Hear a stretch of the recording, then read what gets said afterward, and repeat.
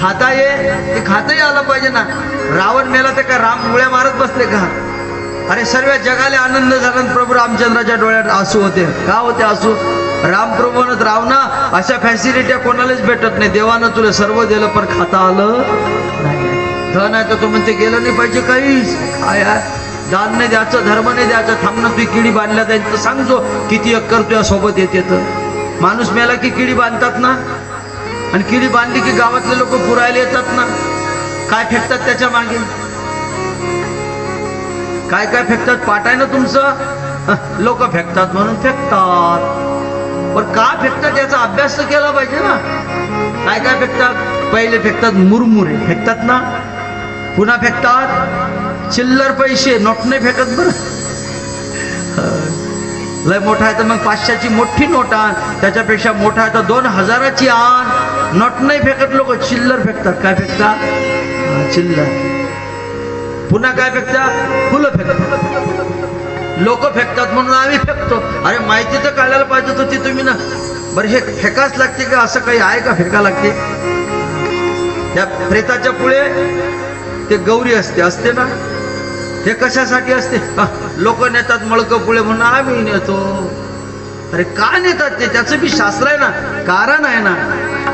तो धुवा तर कशाचा बी केला जाते, पण गौरीच असते दादा. त्याला काय असते?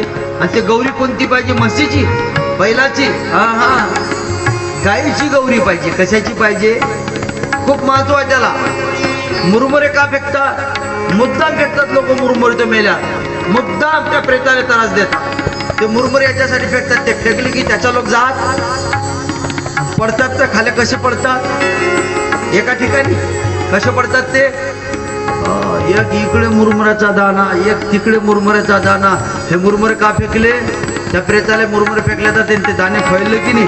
हे लोक त्या प्रेताला सांगतात, उतर खाली, उतर, कर्ज माग. आम्ही म्हणत होतो चाल सत्या नाही ना, घर सोडून येता येत नाही ना, पोरगा ऐकत नाही, सून ऐकत नाही. मी आलो ना, बंदा मिळत होते. आता रे हा आता बांधला की नाही? आता पाहिलं कुठे?